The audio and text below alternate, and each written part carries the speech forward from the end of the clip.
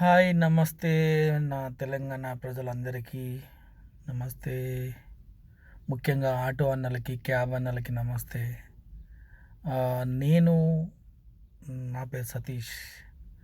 హైదరాబాద్లో auto driver గత 2 నెలల క్రితం. ఎందుకు అంటే 2 నెలల క్రితం ఎందుకు అని చెప్పానంటే, కాంగ్రెస్ పుణ్యమా అని చెప్పని అర్మేనియాకు 2,50,000 రూపాయలు 3 లక్షలు ఖర్చు పెట్టుకొని అర్మేనియా దేశానికి వస్తే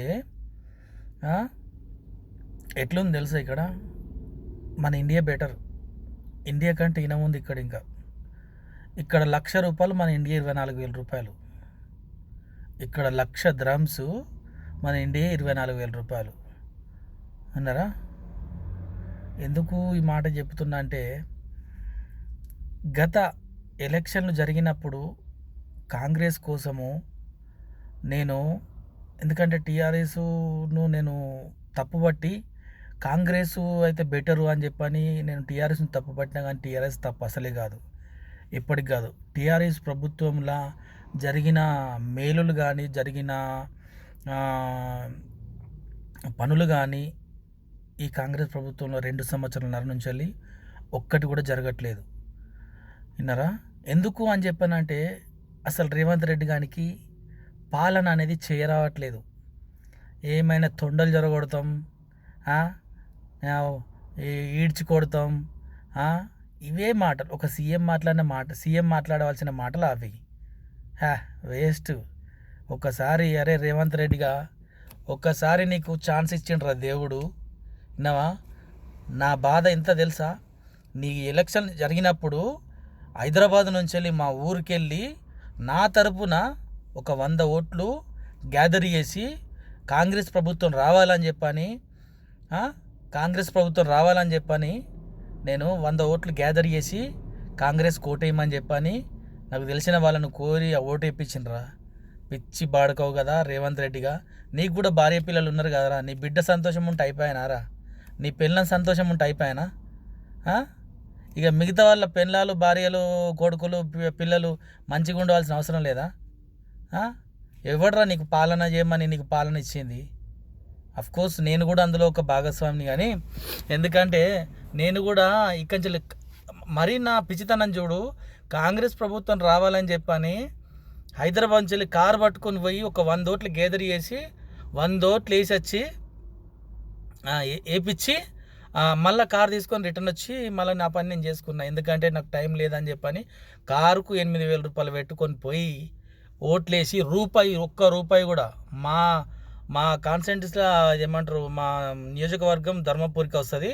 అడ్లూరు లక్ష్మణ్ కోసం అని చెప్పని పాపం 2 సార్లు ఒక పోలీస్ మోసం చేసిందని చెప్పని ఈ అడ్లూరు లక్ష్మణ్ మళ్ళీ ఇప్పుడు రావాలి, 3వ సారి అని రావాలి, న్యాయం జరుగుతుంది అని చెప్పని, కాంగ్రెస్ వస్తే అని చెప్పని అన్ని ఓట్లు గ్యాదర్ చేసి ఓట్లేసి ఎన్ని బాధలల్లా, ఎన్ని కష్టాలల్లా పిచ్చకుంట్లో రేవంత్ రెడ్డిగా. విన్నావా? ఆటోలలో కొన్ని లక్షల కుటుంబాలు క్యాబులు కొన్ని లక్షల కుటుంబాలు నువ్వు చేయబట్టి రోడ్డు మీద పడ్డారు. కొంతమంది అయితే క్యాబ్ డ్రైవర్లు 10 లక్షలు 15 లక్షలు పెట్టి కార్లు కొని ఉరేసుకొని చచ్చిపోయారు. పిచ్చకుంట్లో నీకు పాలన ఏం చేస్తున్నారా? అసలు ఆటోలలో జోలు తీస్తున్నావారా? కేసీఆర్ ప్రభుత్వం ఉన్నప్పుడు ఒక్కొక్క రోజు హైదరాబాద్ సిటీలో 3,000 రూపాయలు ప్రతిరోజు 3,000 రూపాయలు సంపాదించిన మా ఆటో డ్రైవర్లం. క్యాబ్ డ్రైవర్లు 5,000 సంపాదించారు. నీ పాలన వచ్చిన కాంచెల్లి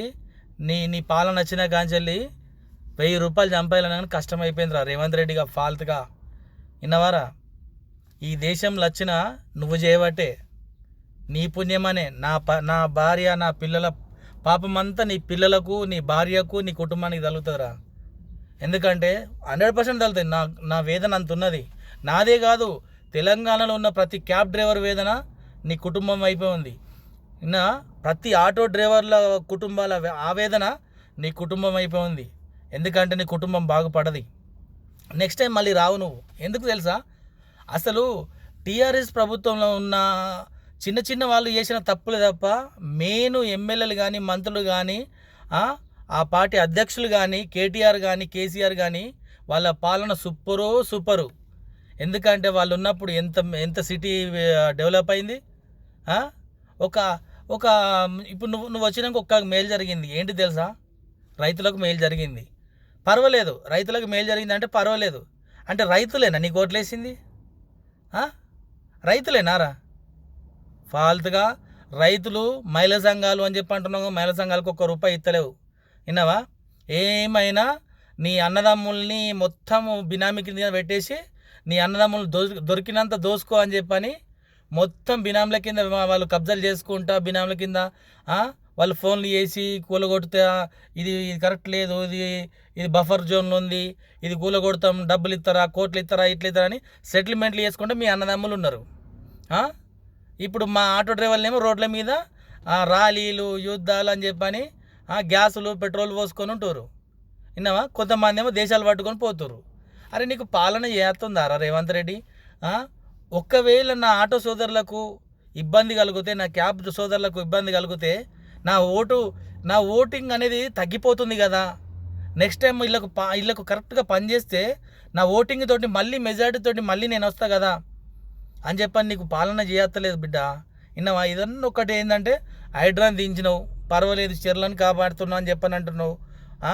కానీ డెవలప్మెంట్ అనేది ఒక ముఖ్యమంత్రి అన్నటోడు అందరిని చూడాలి. చిన్న పిల్ల చితుక అని చెప్పన్నట్టు, ముసలి మూతక అని చెప్ప అందరిని చూడాలి. చిన్న పిల్లల కాంచెలు మొదలుపెట్టి ముసలుల వరకు అన్నీ చేసినోడే ఒక ముఖ్యమంత్రి. గుర్తుండిపోవాలి. టీఆర్ఎస్ ప్రభుత్వం నిజంగా చెబుతున్నా, దాన్ని తప్పు పట్టినా కానీ టీఆర్ఎస్ ప్రభుత్వం తప్పు కాదు అసలే. దానిలో ఉన్న కొంతమంది చిల్లరగాలు చేసిన తప్పుల వలన టీఆర్ఎస్ ప్రభుత్వం ఓడిపోయింది. బినామీల కింద అదేంటిది కబ్జాల కింద అది ఒక చెడ్డ పేరు వచ్చింది. కానీ అస్సలే కాదు, టీఆర్ఎస్ ప్రభుత్వం సూపర్ సూపర్ సూపర్. విన్నావా? ఆటోలలో జోలికి రాలే, ఆటోలకు ట్యాక్సీ మ్యాప్ చేసిండు, ఆటోలకు ఫిట్నెస్ మ్యాప్ చేసిండు, ఫిట్నెస్ డబ్బులు లేకుండా చేసిండు కేసీఆర్ ఉన్నప్పుడు. పాలన చేయత్తలేదురా కొంచెమన్నా? మల్లు ఏమంటారు ఆయన పేరు, మా డిప్యూటీ సీఎం మల్లు బట్టి విక్రమార్క. ఏమయ్యా మల్లు బట్టి విక్రమార్క? ఆయన సీఎం సీటు కొనుక్కున్నాడని చెప్పని నువ్వు కామోష్ అయిపోతే ఎట్లనయ్యా చెప్పు? మా కులస్తునివి నువ్వు మల్లు బట్టి విక్రమార్క, మా కులస్తువి నువ్వు. దళితుల గురించి అసలు జోలేది ఇస్తలేవు నువ్వు. నీవు నీ కుటుంబం మంచిగా నీట్గా, నీవు నీ కుటుంబం హ్యాపీగా ఉంటే సరిపోతుందా? దళితులకు అన్యాయం చెయ్యను, దళితుల గురించి పోరాడతా అని చెప్పన్న నీ మాటలు ఎటువైనాయి అయ్యా బట్టి విక్రమార్క? అడ్లూరు లక్ష్మణ నువ్వు కూడా మారిపోయినావన్న. కాంగ్రెస్ ఎమ్మెల్యే పదవి వచ్చినాక, మంత్రి వచ్చినాక నువ్వు కూడా మారిపోయినావు లక్ష్మణ. విన్నావా? నీ పాలన నువ్వు అందరి గురించి ఆలోచిస్తావు అనుకున్నా కానీ లేదన్నా, మారిపోయినావు నువ్వు కూడా. నువ్వు రావాలని చెప్పని మస్తు దానిలానేమన్నా. ఎందుకంటే 2 సార్లు ఓడిపోయిండు, 3ఓసారి అన్నా గెలిస్తే సానుభూతి కొద్ది గెలిచినావన్నా నువ్వు. తెలుసా? నువ్వు డబ్బులు వంచలే, మేము డబ్బులు తీసుకోలే కూడా, మేము డబ్బులు అద్దన్నాం కూడా. ఎందుకంటే మా ఊర్లో ఒక కట్టుబాటు పెట్టుకొని డబ్బులు ₹1 కూడా తీసుకోకుండా అడ్లూరు లక్ష్మణ్ గెలవాలి అని చెప్పని మా ఊర్లో తనలాడినామన్నా. మాకు న్యాయం చేయట్లేదు నువ్వు. విన్నావా? ముఖ్యంగా నువ్వు కాదన్నా, అసలు రేవంత్ రెడ్డి నువ్వు అనుకుంటున్నావు 10 ఏళ్ళు సీటు నాదే గర్జించే సింహం అని చెప్పి అంటున్నావు. అసలు కాదు, ఇంకో 2 సంవత్సరాలు అయితే దిగిపోతావు నువ్వు. విన్నావా? కాంగ్రెస్ పాలన అనేది జీరో కింద అయిపోయింది. వేస్ట్. కాంగ్రెస్ ప్రభుత్వంలో మేలులు జరిగినాయి అనేది 0. అన్ని కీడులే. అందరూ మన్నెత్తిపోతుర్రు, భూతు పురాణాలు చదువుతురు నీ మీద.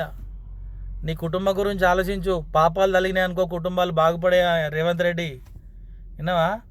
పాపాలు మనుషుల శాపాలు, మనుషుల పాపాలు తగిలినాయి అనుకో, నీ కుటుంబం బాగుపడదు. ఎందుకంటే కొన్ని 100 లక్షల కుటుంబాలు రోడ్ల మీదకి వస్తున్నాయి, రోడ్ల మీద పడ్డాయి ఆల్రెడీ. విన్నావా? కొన్ని లక్షల కుటుంబాలు రోడ్ల మీద పడ్డాయి. ఒక ఆటో డ్రైవరు ఒక రోజుకు 100 మందితో మాట్లాడతాడు. ఒక ఆటో డ్రైవరు 100 మందితో మాట్లాడతాడు. ఆ 100 మంది దగ్గర నీ గురించి ఏం చెప్తాడు? రేవంత్ రెడ్డి చేయడం వలన, రేవంత్ రెడ్డి పుణ్యమా అంటూ మా బతుకులు గిట్లా అయిపోయినాయి అని చెప్పని ఒక 100 మందికి ఎక్స్ప్లెయిన్ చేస్తాడు. అదే నువ్వు మంచి చేస్తే అదే ఆటో డ్రైవరు రేవంత్ రెడ్డి చేయడం వల్ల నేను మేలు పొందిన అని చెప్పని అదే 100 మందికి చెప్తాడు. అలాంటి ఆటో డ్రైవర్ని నువ్వు పక్కకు పెట్టావంటే జీరో నువ్వుగా. నెక్స్ట్ టైం నువ్వేం రావు. 2 సంవత్సరాలు నీ పాలనగా. విన్నా? ఎందుకంటే మా గురించి నువ్వు ఆలోచించలే. నువ్వు చేయబట్టి నా పిల్లల్ని విడిచిపెట్టి నా భార్యని విడిచిపెట్టి విన్నావా ఆ రాష్ట్రం విడిచిపెట్టి నేను ఈ దేశానికి వచ్చిన నేను నీ పుణ్యమే నీ పాపమే విన్నావా తెలుసుకో రేవంత్ రెడ్డి పాలన చేసుడు ఎట్లనో తెలుసుకో కనీసం ఇంకొక 15 ఏళ్ళ తర్వాత గెలుతావు కావచ్చు ఇంకొక 20 ఏళ్ళ తర్వాత గెలుతావు కావచ్చు తెలుసుకో పాలన చేయడం తెలుసుకో